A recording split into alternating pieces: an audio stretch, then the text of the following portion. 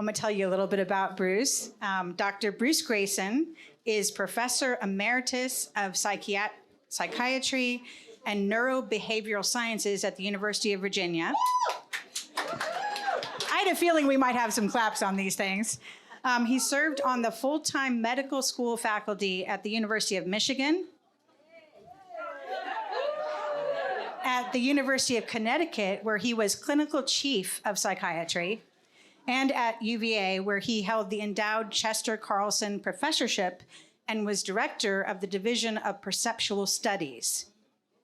He was a co-founder and president of the International Association for Near-Death Studies, and for 26 years edited the Journal of Near-Death Studies, the only peer-reviewed academic journal devoted to near-death experiences.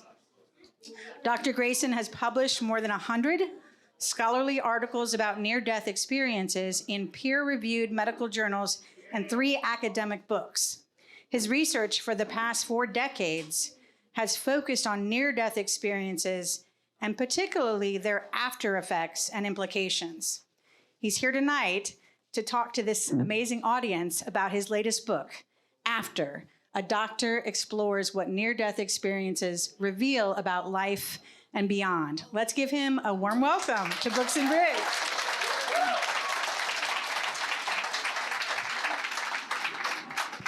Thank you, and thank you, Mary Katharine. Yeah, well, thank you for coming over the mountain. And I just wanted to, because it is Valentine's Day, his wife is over here, journeyed over the mountain with him too.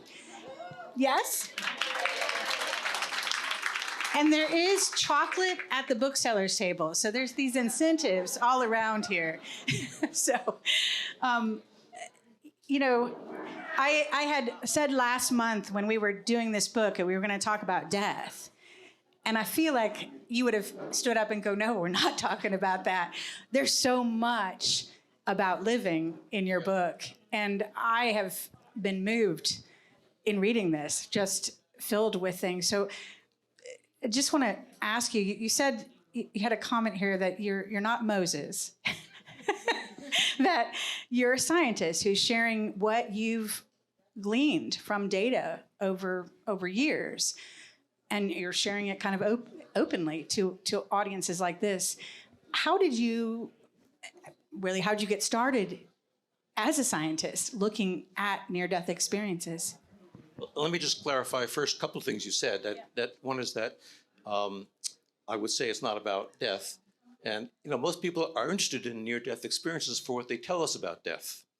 But most near-death experiences will say, that's not what it's about. It's about life and how to live your life better.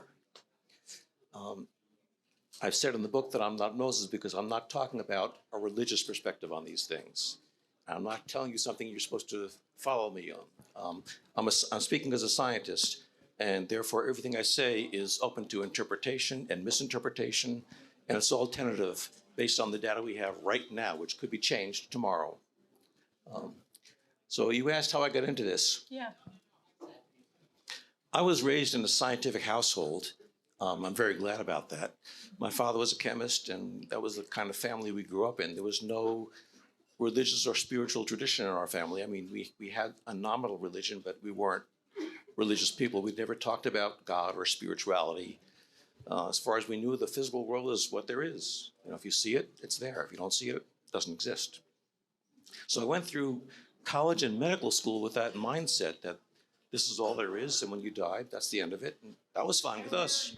Up here. You can't hear me. Okay. Just if you hold the mic. Yeah. So I went through college and medical school with the idea that the physical world is all there is, and when you die, that's the end of it. And that was not a depressing idea to me. That's just the way life is. And then when I started my psychiatric training, in one of the first weeks I was there as an intern, I was covering the emergency room, and I was asked to see a patient who had overdosed. When I went down to see her, when I got the call, I was in the cafeteria eating my dinner, and I was new to this. I didn't really know how the pagers work, and it went off, and it scared the dickens out of me. So I dropped my fork and spilled some spaghetti on my tie. I didn't know how to do these things, so I just put on a white lab coat and buttoned it up so no one would see this, so they wouldn't think I was a green intern. So I went down to see the patient, and she was unconscious. She had overdosed, I don't know what she was overdosed on, but she was not arousable. But her roommate was there with her, who was waiting for me down the hall, about 50 yards down the hall in another room. So I went down to talk to the roommate, spent about 15, 20 minutes with her. This was a hot Virginia late summer in the 1970s, before there was any air conditioning here, and I was sweating. So I opened my lab coat so I wouldn't sweat so much, exposing the stain. I didn't know I was doing that. But we finished talking. I stood up to say goodbye to her, shake her hand.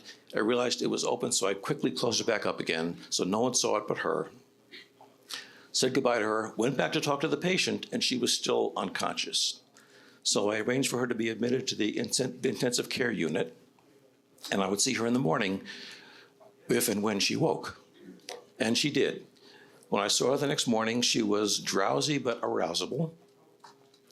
So I started to introduce myself, and she stopped me and said, "I remember who you are. I remember you from last night." And that kind of stunned me because I was pretty sure she didn't see me. So I said something like, "Oh, I thought you were out cold when I saw you last night." And she looked at me and said, "Not in my room. I saw you talking to Susan down the hall." That just blew me away. I didn't know what to make of this. As far as I could tell, she couldn't have done it unless she had left her body and come down with me. And how can you leave your body? You are your body. So it made no sense to me. And she saw that I was puzzled, so she started telling me about the conversation I had with her roommate. And she made no mistake. She told me what we talked about and what the room looked like. And finally, she mentioned the red stain on my tie. I didn't know what to do with this, but I remembered that I'm there as a psychiatrist. I'm not here to deal with my confusion, but hers, so I focused on hers. I talked with her about why she overdosed, what was going on, and so forth, and then turned her over to the rest of the psychiatric team. I mentioned this story, and I put it in my book, not because it proves anything. I was green at that time. I didn't know what I was doing. I'd never heard of near-death experiences. I certainly didn't know how to study them, how to ask questions about them. And I wasn't in a mindset to do that anyway. I was frankly frightened by what happened, what she just told me. So I mentioned the story not to prove anything, but to show how upsetting these experiences can be to someone who's not prepared for them, who doesn't have a way of putting it into a box. And it bothered me for a long time. And I didn't tell anyone about it. I was a psychiatrist. If I tell people, they'll think I'm crazy. I didn't tell any of my colleagues. I didn't even tell my wife, Jenny. I wanted people to think I was nuts. So I just kept it to myself and tried to figure out what was going on, and eventually realized, I'm just going to put this away. I'll deal with it later. I had other patients in the next several months and several years who told me comparable stories, but I wasn't involved with them. They told me about stories they had when they had come close to death outside the hospital and had all sorts of fantastic stories to tell. And I could dismiss those as psychiatric patients just having delusions and hallucinations. And about 5 or 6 years later, Raymond Moody came to do his psychiatric training at UVA. By this time, I had joined the faculty. And his first rotation as an intern was under my supervision in the emergency room. And there were some busy times there, some not busy times. So during the non-busy times, I knew that he had published a book. I didn't know what it was. So I asked him to tell me about it. And it was a book called Life After Life. He published this in 1975, and he gave us a description of near-death experiences and gave us the name. This had not appeared in the English language before. Interestingly, it appeared in the French language in the 1890s, but no one in the English-speaking world had heard about these things until 1975 when Rudy wrote this book. And as he told me about these near-death experiences, I realized this is what patients were telling me. And this is what the patient in the emergency room was talking to me about. I still couldn't understand them. They didn't make any sense to me. But they were common experiences and not just limited to psychiatric patients. Everybody was having them. So I'm a scientist. I study things that we don't understand. If we can't explain it, that doesn't mean you run away from it or pretend it doesn't happen. It means you double down and try to figure out what's going on here. So I started collecting cases of these strange experiences and trying to understand them. And now, 50 years later, I'm still trying to understand them. And you've produced a book that helps us to kind of experience them and understand them. About how many stories? You said 50 years. I mean, what are we talking about in terms of people who have experienced? And that's, I want to say, the stories in the book, they give you goosebumps. I mean, you're just reading them, and the authenticity of what's being written and also what's being conveyed many times. So I would, anytime we need to go into some of these stories. Yeah. But how many people? Well, these are more common than we would have thought. Studies done here and in Europe have shown that about 5% of the general population have near-death experiences. So that means if you were a random sample of the population, 5 to 10 of you would have a near-death experience. But of course, you're not a random sample. You came here because you're interested in the field. So there are people, such as the ones who have talked to me already tonight, who have had near-death experiences that I don't keep track of. So there are probably thousands, I couldn't tell you how many I've talked to, who have had near-death experiences. I do a lot of my research with a sample of about 1,000 people, slightly more than 1,000, who have been able to really validate and document from corroborating sources their near-death experience. And that's what I do a lot of my research on. However, I realized early on, these are people who approach me, either by email or back in the days by telephone or letters saying, I need to tell you about this experience, or I need your help to try to understand this experience. And I realized this is a biased sample of all the NDEs, near-death experiences that are out there. These are people who want to talk about it, who come forward either because they want to share it or because they want to understand it.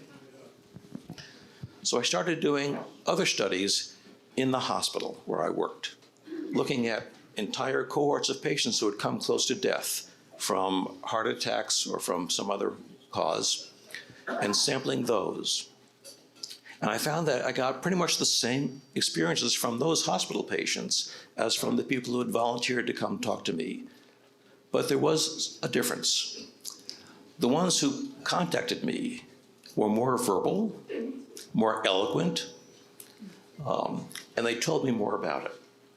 The ones in the hospital, sometimes they told me a lot, sometimes they didn't tell me very much. For example, one fellow I talked to who was a farmer not too far from here, who said that he had had this experience and his heart stopped, and he was out in the field with his animals and his heart stopped. And he said, the way I ask about these things is, when I see someone who's come close to death, like this person who had a cardiac arrest, I say, what's the last thing you remember before you lost consciousness? And he said, I was feeling dizzy, so I sat down on a bale of hay, and that's the last thing I remember. And then I ask, what's the next thing you remember after that? And he said, I woke up here in the hospital with all these tubes in me. And then I ask, as I always do, what do you remember in between those two times? And most people look at me like I'm crazy and say, what do you mean I was out cold? But 5 to 10% of the time, they tell me a story. And this guy said, well, I saw my father, who's been dead for 15 years. So I got excited. I said to him, tell me about it. And he said, I just did.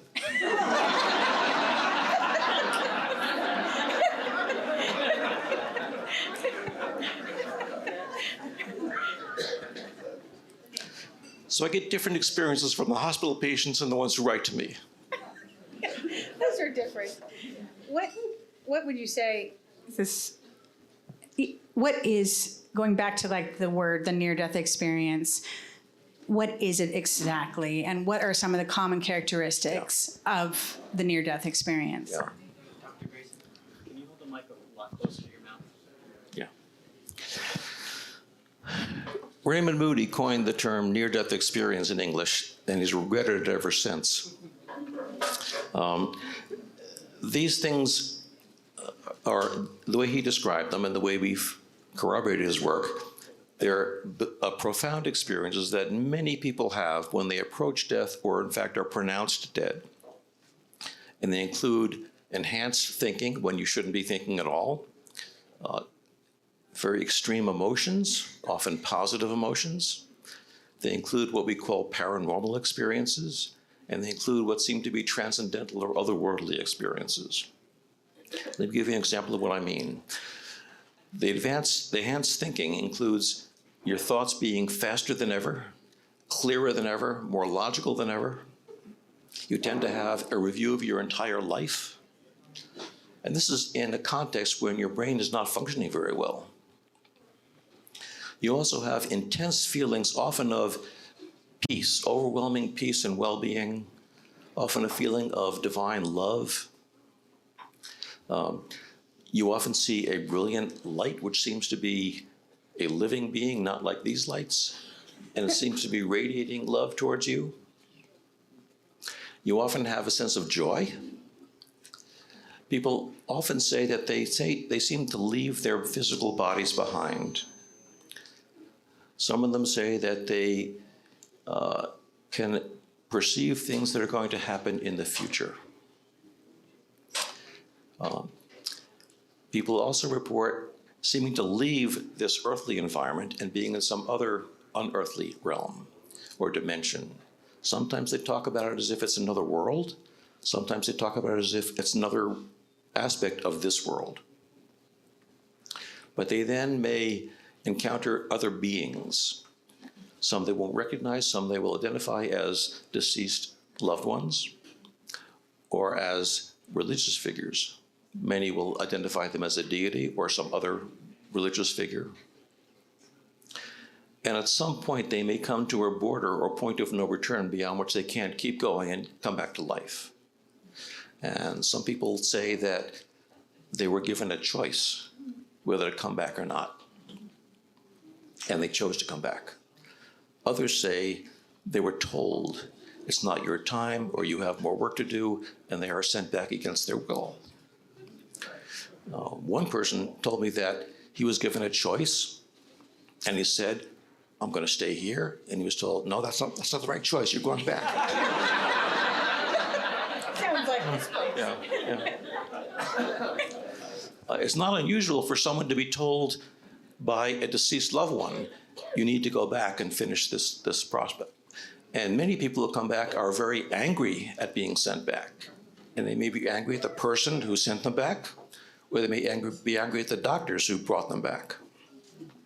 So that's essentially what a near-death experience is. For me as a psychiatrist, as bizarre as these experiences are, what's more interesting are the after effects, how they change people's lives. When you're comparing and looking at it through the lens of science, looking at it, how are you able to test to determine if what their experience is real? That's a great question. In many cases, we can't. Particularly when people tell us that they saw Jesus or they saw Mary or Gandalf. One person said he saw Gandalf, right?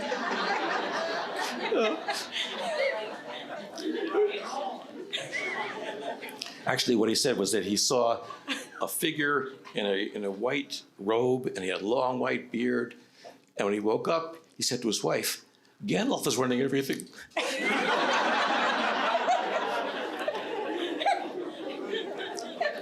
So, as a scientist, we don't have any way of corroborating these otherworldly visions.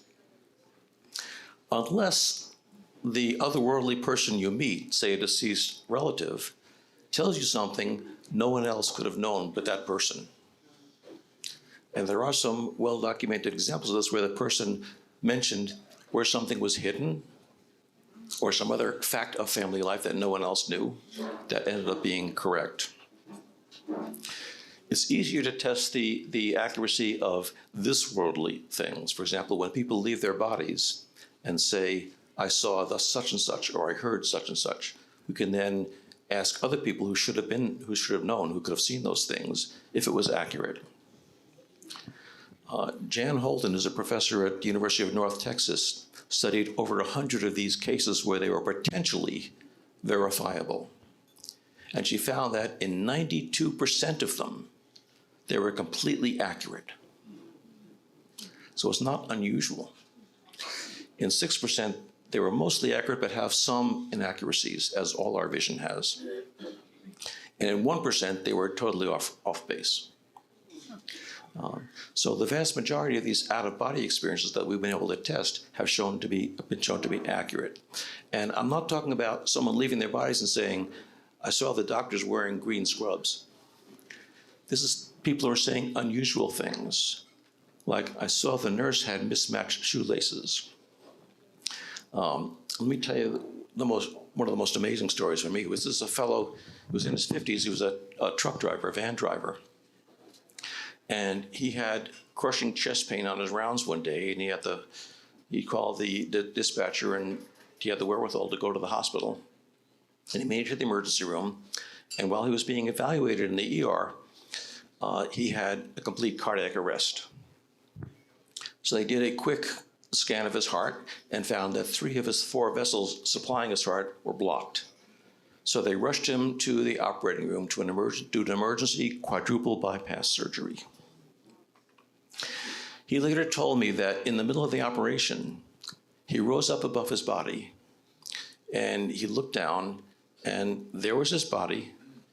It was all draped, and the drapes were parted in the middle, and there was his heart.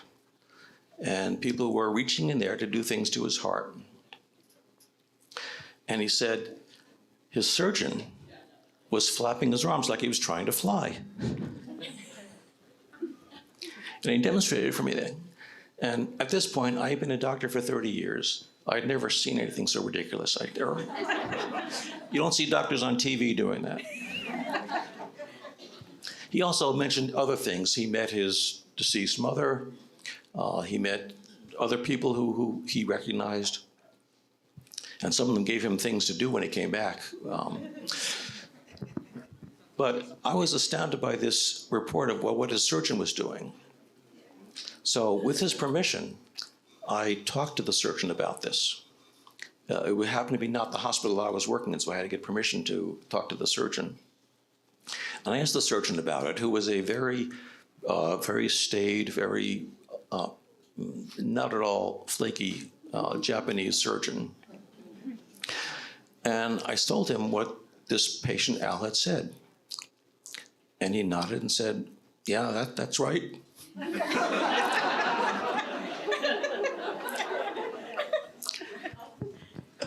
He said, when I was a trainee back home in Japan, I developed this habit, which I've never seen an American doctor do.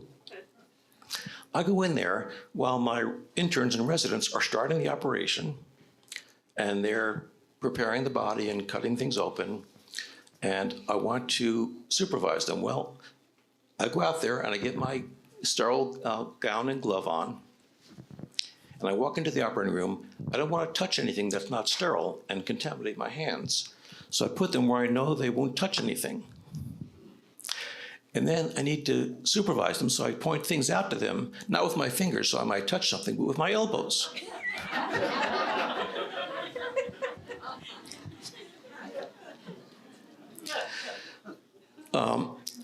I asked Al, the patient, did you talk to your doctor about this? He said, yes. The first time I saw him, I said, why were you flapping your arms like you're trying to fly? I said, well, what happened? He said, well, the doctor got very angry. He said, who told you that? And Al said, nobody, I saw it. And the surgeon got flustered and said, well, I must have done something right because you're here, aren't you? So I asked the surgeon, what do you make of this? You know, he said he saw it because he was out of his body watching you. Does it make any sense to you? And he said, no. Well, how do you understand? He said, well, I was raised as a Buddhist. Things don't have to make sense. They just are. That's a different response, yes. I think so.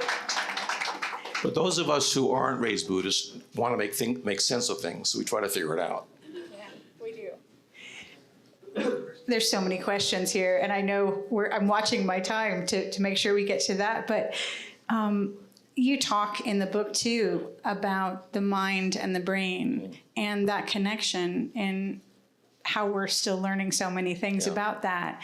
But was there one or more near-death experiences that kind of altered your understanding of what the mind and the brain are doing together? No, there wasn't one. It was just the accumulation of hundreds and hundreds.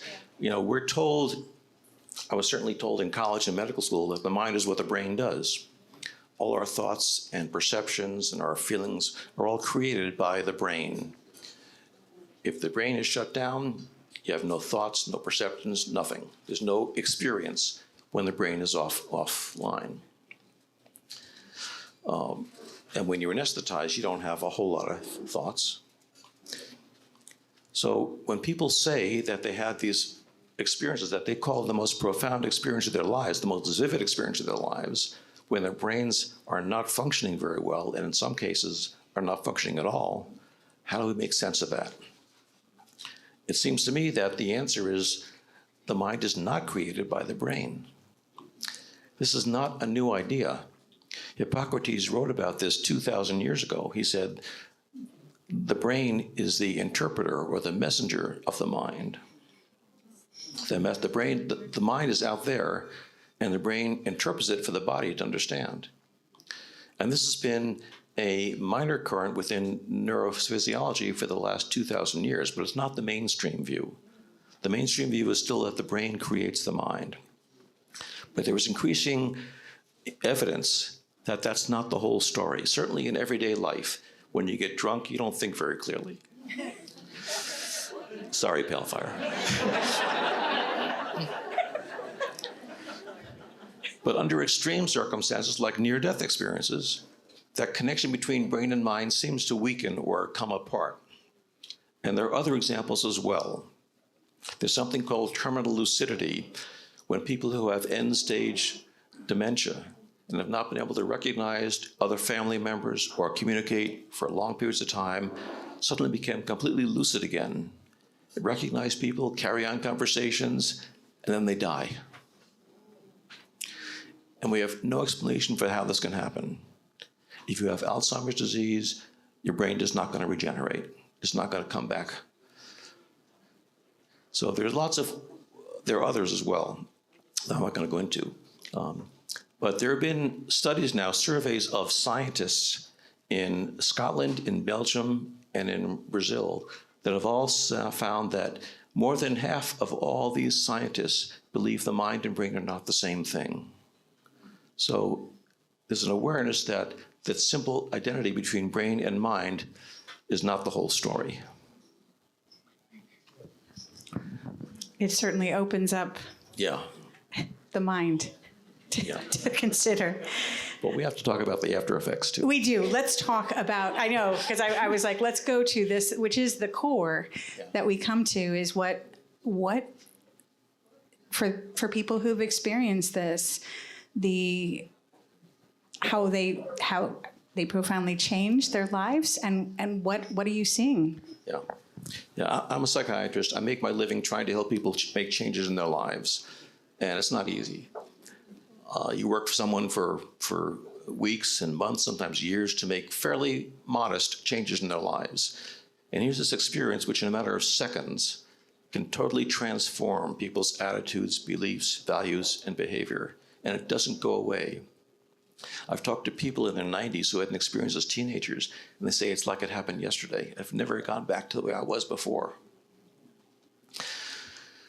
They tend to become, well, the most common thing they say is, I'm not afraid of death anymore. I have no fear of death. I know what it's like. I've been there. No matter what they describe in the NDE, they say, I'm no longer afraid of it. That doesn't mean they're not afraid of the pain of dying. but they're not afraid of death. Now, anyone who comes close to death, even without having an NDE, is going to be changed by that in some way. Most people who come close to death value life much more, and near-death experiencers do too. But people who don't have an NDE when they come close to death don't lose their fear of dying. They don't lose their fear of death. They become more conservative, more cautious. They're afraid of losing their life, and they tend to be much less risk-taking.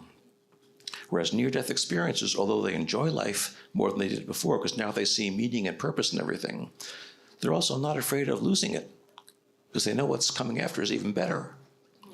So they tend to be more risk-taking. They live more in the present and enjoy things more fully.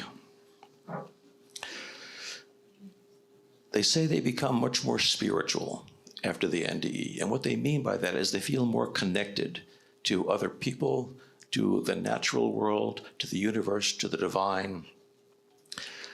They don't tend to become more religious necessarily.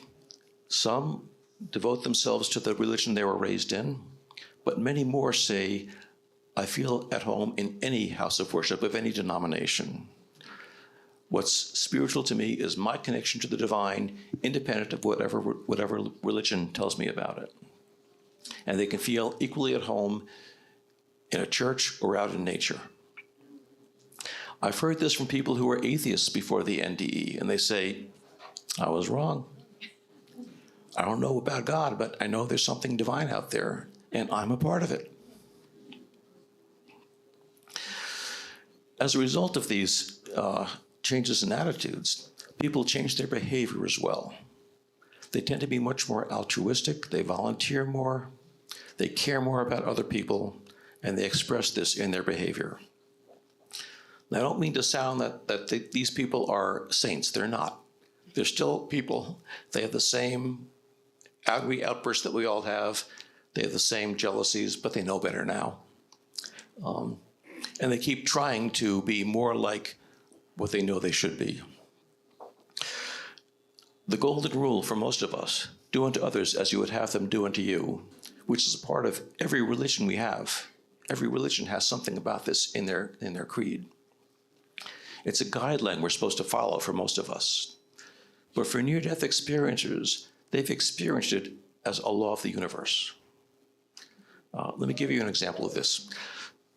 Tom was in his mid-30s when a truck he was working under fell and crushed his chest.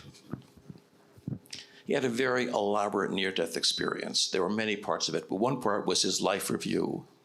And he said he went back over every event in his life in minute detail.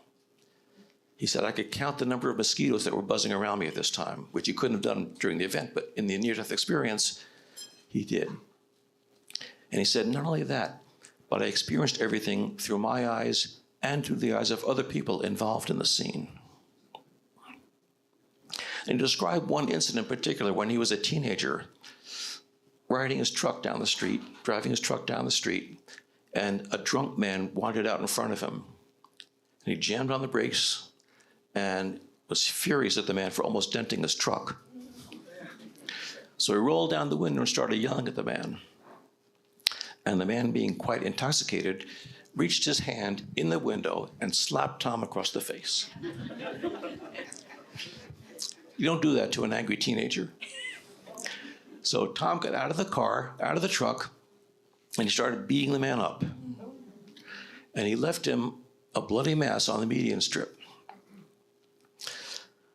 Now, Tom tells me when he relived this in his life review, he felt it through his own eyes, the adrenaline rush, the rage, and he also felt it at the same time through the eyes of the drunk man. The humiliation of being beaten up by this kid, the 32 blows of Tom's fists in his face. Now, Tom couldn't have told you it was 32, but reliving it in a near-death experience, he felt 32 of them. He felt the man's nose getting bloodier. He felt the man's teeth going through his lower lip. And he came back realizing that we're all the same thing. There's no difference between me and that man. It's like if you look at your fingers, they look like they're separate things, but they're really connected. And you can't cut one off without hurting them all. So the golden rule for near-death experiences is not a guideline, it's the way things are.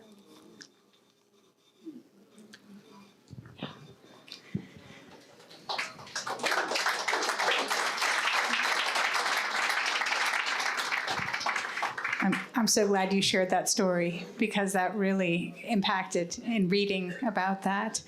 I'm going to turn around here and look and get questions from you all because I know that there are some questions out there. The question is, how has, from observing all of this, changed you? That's a great question. I wish I had a great answer for it, but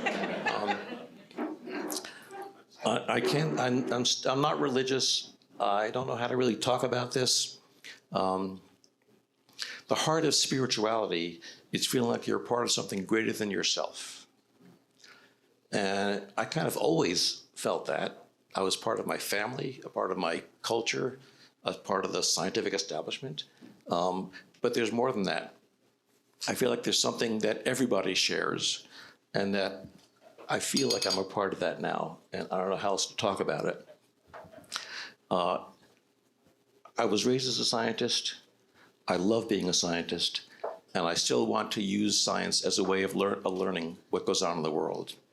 But I now realize that that's not the only way to learn things. You can learn things through art, through music, that really you can't describe in scientific terms.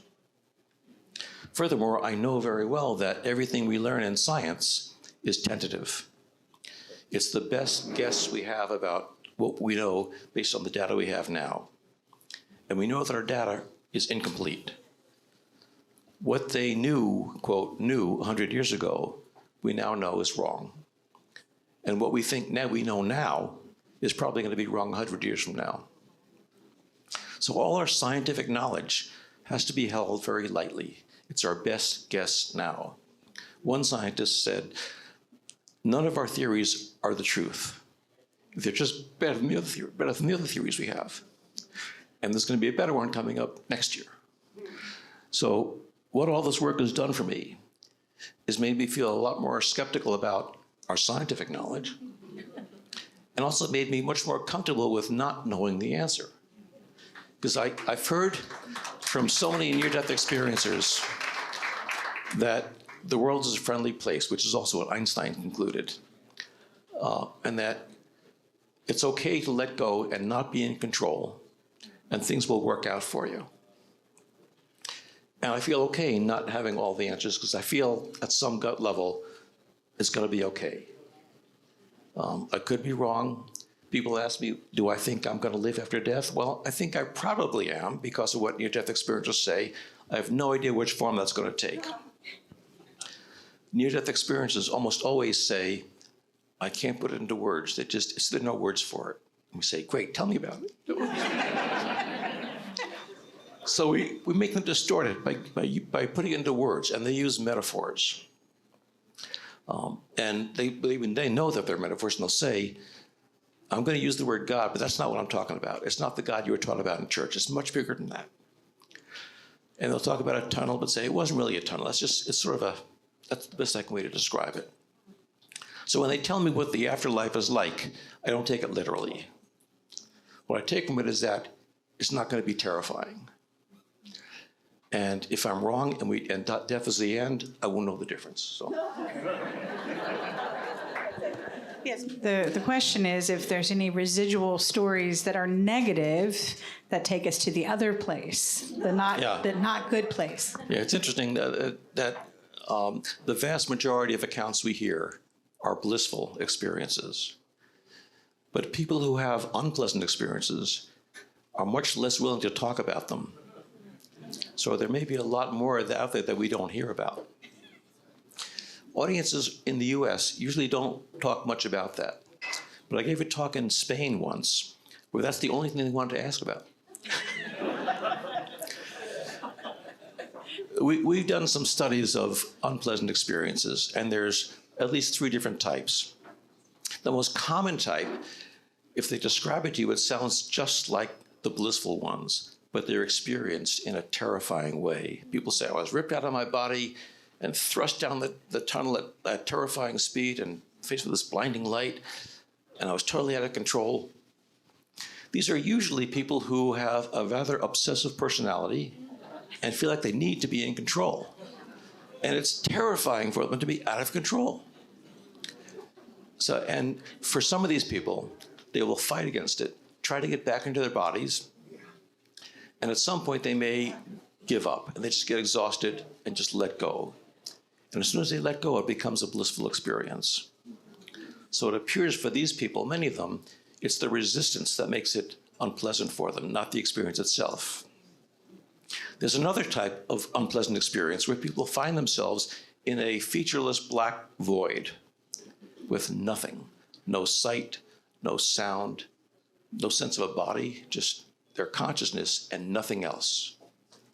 And for most of us, the idea that we're going to face this for eternity, just nothing else but our thoughts, is terrifying. And many people who have this experience describe it in very frightening ways.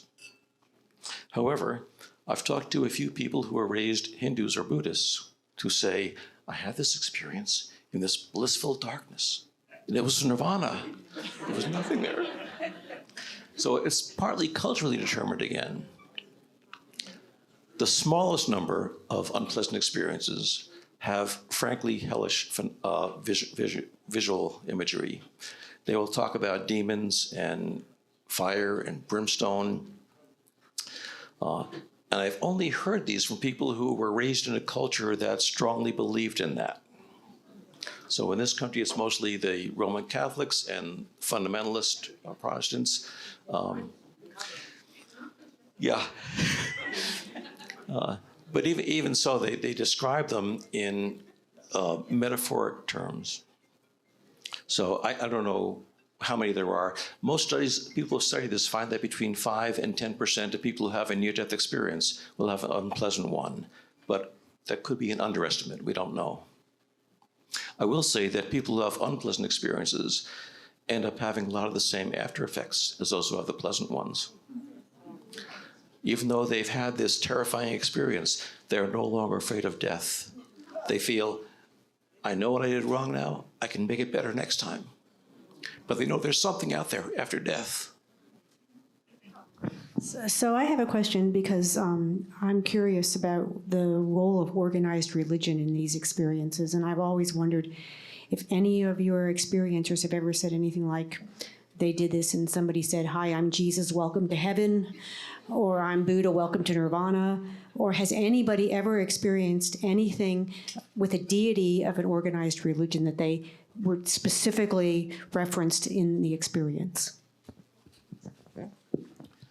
Yes, many people talk about a deity, and many of them will identify it with something from the metaphors that are comfortable to them, usually their religion. And many people will talk about God or Jesus. I had one Jewish woman who said that in her near-death experience, she saw Jesus there. She said, what are you doing in my NDE? I don't believe in you.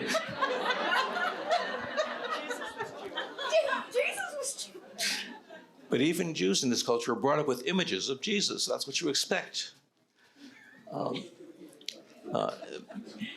Many people, again, will say that it's metaphoric.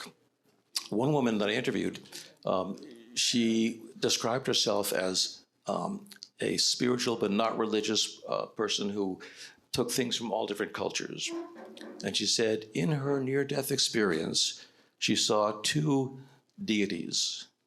And one was Kuan Yin, a Buddhist woman, a goddess, and one was Cernunnos, a Celtic god.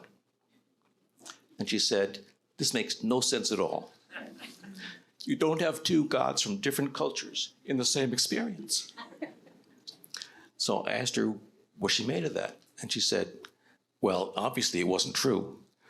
It was just that I encountered these two divine beings, and my mind put on them the metaphors that came closest to them in my knowledge, and that was Cernunnos and Kuan Yin. But of course it wasn't really them, because they wouldn't be there together. So I think a lot of the descriptions of familiar deities are metaphoric labels that people put on them. The question is, you see any correlation between material substances that are being taken? Particularly psychedelics. Psychedelics, right. I was like, let's get to the word here. This experience, the near-death experience. One of the reasons why Raymond Moody was upset with having given this the name near-death experience is that it doesn't always happen when you're near death. This is one type of mystical experience that people have been having for centuries with different precipitants. In fact, most religions have developed a technology for achieving this type of experience, whether it's fasting or prayer or meditation or flagellation or going out into the desert and sensory deprivation. And many of them have used psychedelic substances. Many cultures from Asia and from the Native American groups have developed technologies based on psychedelic experiences. And we find that many people who have psychedelic experiences have the same types of things you have in a near-death experience. We did a study. There was an international group that looked at accounts of near-death experiences, some 600 of them, and accounts of psychedelic drug experiences. And there were over 15,000 that we used in that, but there were different types of drugs. And just looking at the verbal descriptions, we found that the biggest correlation between the near-death experience and psychedelic experiences was with ketamine. And the next group were serotonic drugs like LSD, psilocybin, and then another highly related group was sativa, sage. And these three types operate by very different mechanisms in the brain. So it doesn't really help us pin down what's going on in the brain to cause these. We used to think that psychedelic drugs work by stimulating the brain to hallucinate. And in the past 15 years, there's been a lot of neuroimaging done of brains during psychedelic trips at Johns Hopkins University in Baltimore and at Imperial College in London in particular. And what they found, to our surprise, is that when people have deep mystical experiences, this is associated with a decrease in activity in the brain, a decrease in electrical activity in the brain, and a decrease in the connection between different parts of the brain. So it may be, one interpretation of this may be that what the drugs do is not stimulate the brain, but get the brain out of the way. We talk about the brain being a filter for what's going on out there. And what this may do is the drugs may loosen the filter. Let me just describe for a minute what the filter is. There's lots of stimulation out there that we could be aware of that we're not. There's a huge range of electromagnetic activity that's different colors, and we only see a small portion of the colors that are available. There's all the ultraviolet and the infrared that we don't see. Our eyes filter out all those other wavelengths and just let us see those that are essential for our survival in the body. Our ears do the same thing. Other animals hear sounds we don't hear because they're not important for us to hear. And the idea is that the brain also does this. That the brain, like the rest of our body, evolved to help us survive in the physical world. And the mind, if it's out there, if it is aware of lots of things, deceased loved ones, deities, that aren't important for finding food and shelter and a mate and avoiding predators. So the brain filters those things out and just lets in the important things. So when you have a mystical experience, whether it's induced by a near-death event or a psychedelic drug or something else, the filter is weakened so that these other thoughts come in.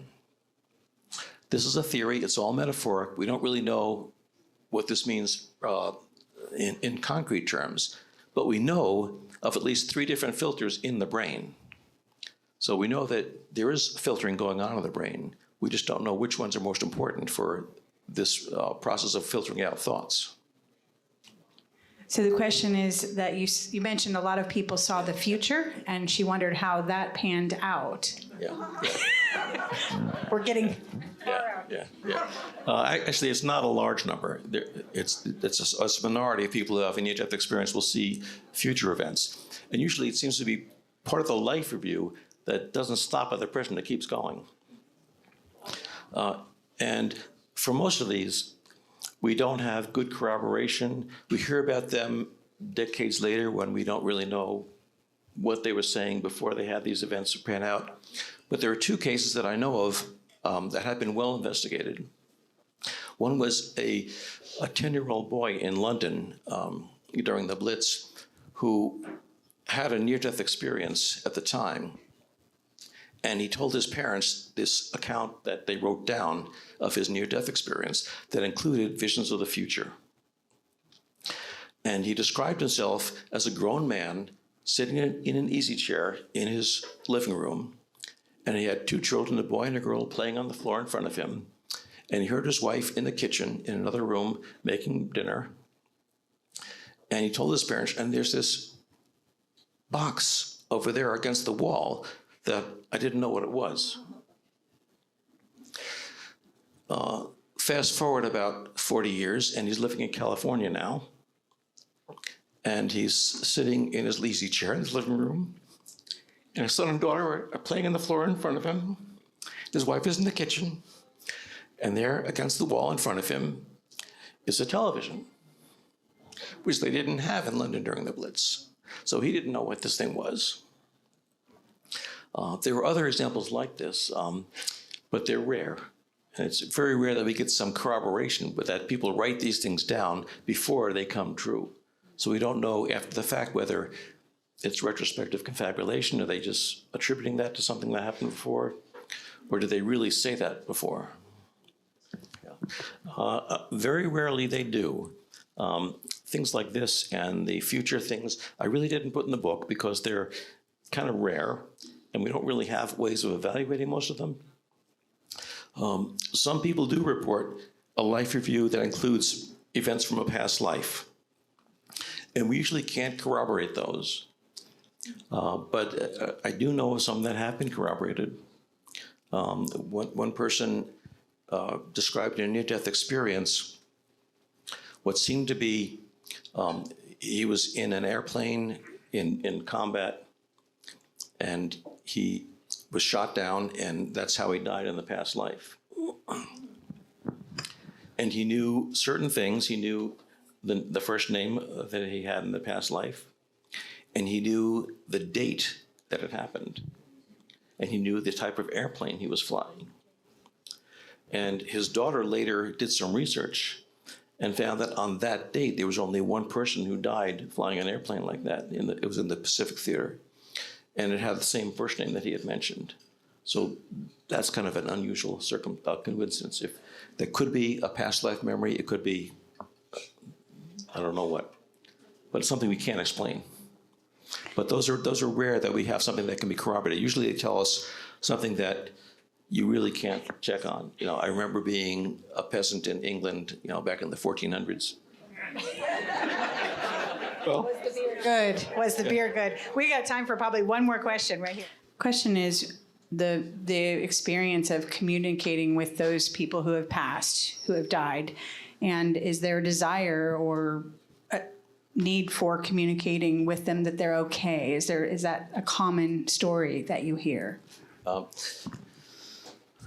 What near-death experiences most often say about the deceased loved ones they see are messages of reassurance. That it's okay, I'm fine, I forgive you,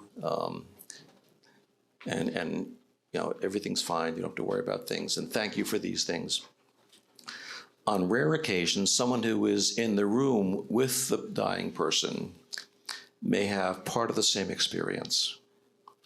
And this has now got a name. It's called a shared death experience. And there's actually an organization that studies this now and some scientific publications on it. But they may feel like they're leaving their bodies at the time and approaching the tunnel with the person who's dying, but they don't go into the tunnel. But they may see other entities as well. One quick question about the tunnel. All right, she's sitting here, so we have to go with this. Is the tunnel the birth canal? That's the question. It's a good question. It's good. Well, interestingly, Carl Sagan thought that. He wrote that in one of his books, that this is our memory of the birth canal. And when you think about what happens when you're born, you don't go through a canal.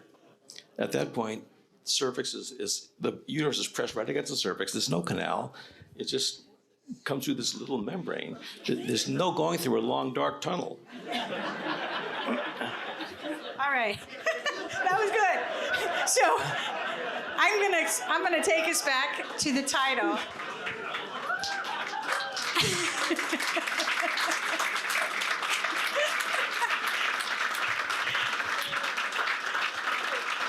Taking us back to the title and just giving you kind of a last word too as to what your hope is for readers. Going back to that, what are they going to get out of this book, and why did you name it? Can I ask that question after, or do they need to read the book to understand, to get that? Yeah. I just say that someone else suggested the title and I hated it because it didn't mean anything to me. After what?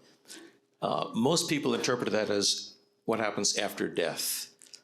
Most near-death experiences interpret it as what happens after an NDE when you come back to this life. I also meant it to be what happens after you read the book, what happens to you. So I think the things I want you to take away from this is that, number one, these are very common experiences. They happen to all types of people, religious and non-religious. Number two, they have nothing to do with mental illness. We didn't get to talk about this, but I'm a psychiatrist.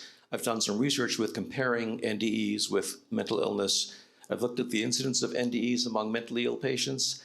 I looked at the incidence of NDEs among mentally ill patients, and there's absolutely no correlation.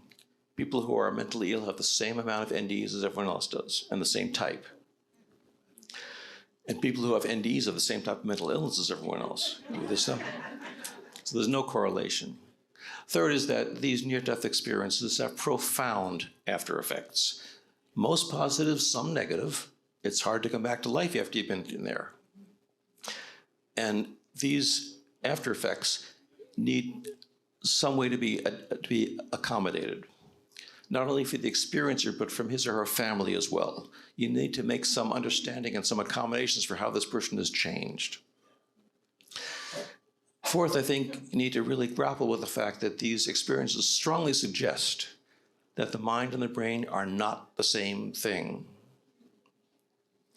And that raises the question of, if the mind can function outside of the brain during life, can it also continue to function after the brain dies? Is there this giving us some scientific verification of the fact that there may be an afterlife after all? Most near-death experiencers come back saying, the important thing, I know there's an afterlife, yeah, that's there, but the important thing is that I've learned how you're supposed to lead a life full of meaning and purpose. And the answer is basically love. It's reaching out to other people, feeling that connection to other people, to the natural world. People feel love towards animals, towards plants, and towards the divine, and recognize that we're all part of the divine as well. When Tom Sawyer came back from beating up that man in his near-death experience, he said, I realized that guy's as divine as I was. And I think that's what near-death experiences say, that we're all part of the same global divinity.